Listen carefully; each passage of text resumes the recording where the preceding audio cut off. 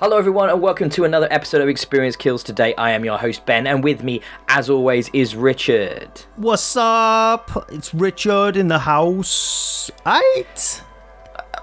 Okay, I mean that was like a throwback in a way, like this game is a bit of a throwback that we're about to talk about, so was that intentional? Not really. I don't know what I was doing there. I just, am I showing my age? Like we embrace how old we are here at Experience Kills. That's our USP. Yeah, we are old. I was trying to be current then.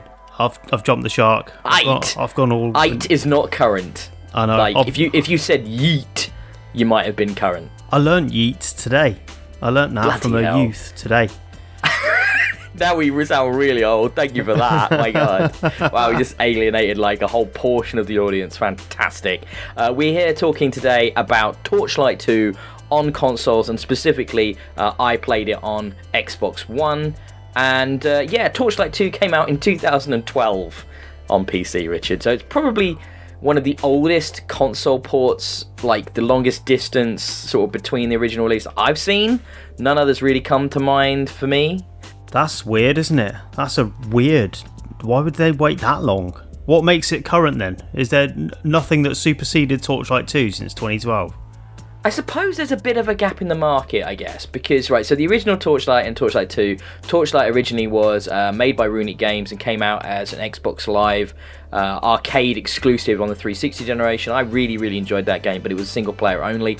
Torchlight 2 came out on PC and Mac and stuff like that in 2012, and now we've got this port made by Panic Button, who do a lot of console ports of PC games. They're really good at that, and it's finally been brought out. But the only thing I can think of is that looking at the market, there aren't a lot of games that are like sort of isometric action RPG loot based sort of games that exist on consoles and stuff like that. I think maybe as well that they're targeting predominantly, especially in their marketing, the Nintendo Switch version of this game. So maybe we've got, Xbox One and PS4 just because why not if you're doing the work for Switch? I guess that could be it. I guess. I don't know, it just feels like there's a bit of a wave of nostalgia, what with Warcraft re-releasing the original style recently, Yeah, I mean, I hadn't really thought of it that way, and this definitely feels a bit nostalgic and stuff, because obviously, so Torchlight is an isometric action RPG, so when I say that, what I mean is Diablo, right? I mean, that's the obvious touchstone, the obvious comparison, and Torchlight does Diablo 3, or so Torchlight 2 does Diablo 3 very, very well on console. It has a very similar way of interfacing with the menus using the radial system, which is exactly how Diablo 3 did things. It does action and direct control in a very similar way of the character on the screen to the way Diablo does things. Though, weirdly, what I really missed was that roll and dash that Diablo 3 had, if you remember, on the B button. Right. On consoles, did you not play Diablo 3? No, I was trying to front then, but no, I haven't played it. Okay, fair play. But it's weird, because when a game feels as much like that, then when you miss a feature that was so integral to the mobility on that game, it's like, oh, it isn't Diablo 3. But fair enough, it's still good. One of the USPs of the Torchlight franchise, the two games that exist, is that you have a pet with you. And this pet kind of will help you in battles, and it can be one of very many creatures to choose from. I picked a cat that looked a lot like my cat. I even named it the same as my cat because I'm a soppy git. And this pet fights, but it also does one cool thing where you can dump all your kind of junk that you want to sell at the town on him, and then send the pet back to town to sell it for you, so you don't have to go back to do it yourself. That obviously could just be a menu option, but making it your pet doing it gives you a sort of a use for them, a connection to them. They become very integral to your adventuring, so you do form a bond with them, which is quite clever and adorable, and it gives you that other character on the screen that supports you, which is helpful when you're dealing with these large scale, combat situations, dozens of enemies on the screen, big effects going off everywhere. Having that other character with you is quite helpful. The other big thing about Torchlight 2, which sets it apart from its predecessor, is the integration of multiplayer, which was the criticism around the first one, which was a addressed by Runic Games. So you can play online or over like System Link and stuff like that with up to 4 players to play the game in co-op. And obviously, as this is a class-based RPG, that means the more varied classes you have in these parties, the more kind of holes you plug in those combat encounters, so you can deal with enemies that are of a higher level more effectively. I haven't been able to test this in multiplayer, but I have no reason to believe it wouldn't work well. Kind of bummed that it didn't have local multiplayer, because Diablo 3 did. So I was kind of bummed out that you can't have just somebody sit next to you on the couch and play the game with you, because I know for a fact my wife would love to have jumped in, because she really enjoys these types of games. So how did that work? Was that like split screen, or is it two? No, so when you play isometric action RPGs, the characters stay in the screen in the same place. Yeah, so you can't move too far from the other one. Yeah, exactly. But that just works in a game like that. You don't feel the need to explore separately so much. You can just stick together. I don't know the scope of it in multiplayer online. Maybe you can go further apart because you're not having to share that real estate of the screen, which would be good in its own way, I suppose. But the fun of the game is obviously to work together, I suppose. But it's nice that it's there. Talking about other things that are starting to show their age a little, perhaps, is the art style. It has a quite low poly, kind of cartoonish vibe to it, which isn't bad by any means, especially when you think about how the camera's positioned. You're not in close to those characters, you're not in close to the environments, so the kind of lower resolution, the kind of bold, blocky, pretty colours is a nice thing that also separates it from like Diablo 3's very serious tone. And again, maybe on Switch that's not such an issue anyway, if it's got more. Exactly. Yeah, that's a very good point. Yeah. It's a style choice though. It's not, I don't think, through lack of power or stuff like that.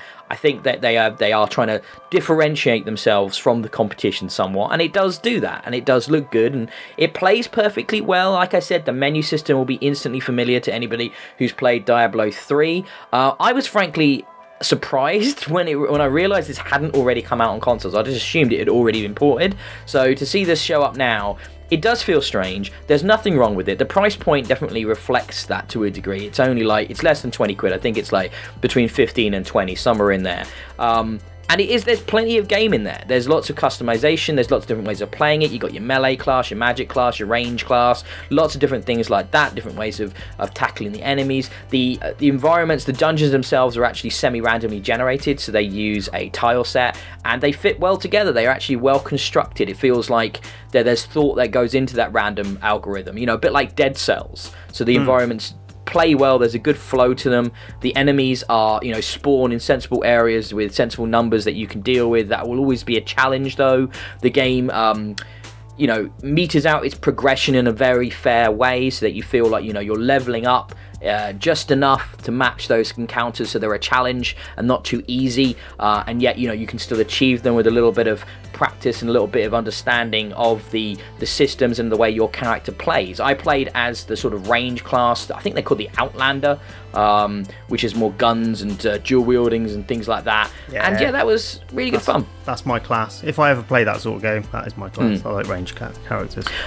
Well, I kind of did it because I remember I predominantly played and got massive high level in Diablo 3 with the Demon Slayer, which is, that's that class in Diablo 3, the dual wielding badass class, and I was like, I'll just, one for one compare, and they are very similar, everything about this game is very similar. And obviously Diablo 3's been out for ages now, so if you want to, play a game like that, you're in the mood for something that's fairly lightweight, but very accessible and very familiar to you, I think you'll have fun with that. For people that aren't so sort of familiar to the genre like yourself, Richard, I'm not really sure what I would say to you is the reason to get this game. Like, how I would say, you've got to play this because of X.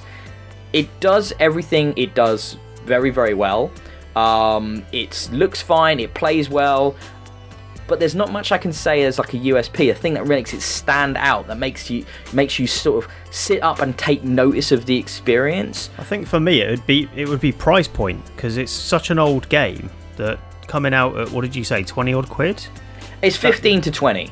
That is a bit too much for something that old and for something that is slightly outside of my normal tastes. If it was a bit lower, I'd maybe give that a punt just to see what it's like. But it's odd that it's come out at that price point if that's what it is. Interesting though, isn't it, that for such an old game to come out after all that time, we're sort of turning our heads and going, what? But it's not too weird. It just shows how mature the games industry's got, that games of that age can still come out years later and be an acceptable thing. It's weird, isn't it? No, absolutely. I mean, it's 7 years ago it came out on PC, but a good game is a good game. Yeah. It doesn't stop being fun because it's old. It doesn't stop being well made. It used to. If you go back to stuff that came out in the 70s, 80s, maybe the early 90s, some of that stuff really does not stand up as a legitimate video game experience now.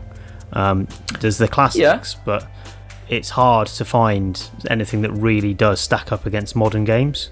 So, yeah, maybe we're getting to a point where game design has reached a kind of acceptable standard that it stands the test of time more than it did in the past, which is good for all of us, I guess.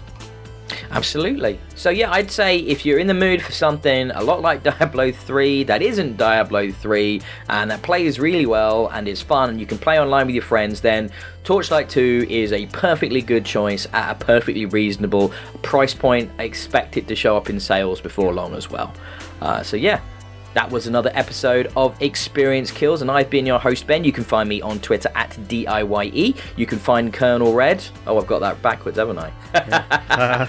You can find Colonel Red at Richard on Twitter. I don't know who at Richard is, but I'd quite like that. But in case I don't get that, I am at Colonel Red on Twitter. Look me up.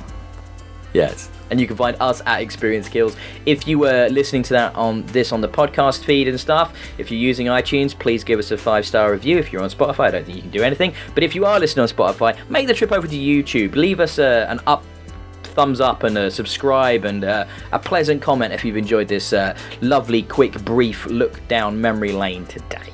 We'll be back soon with many more games. So until then, bye-bye. Cheers, bye.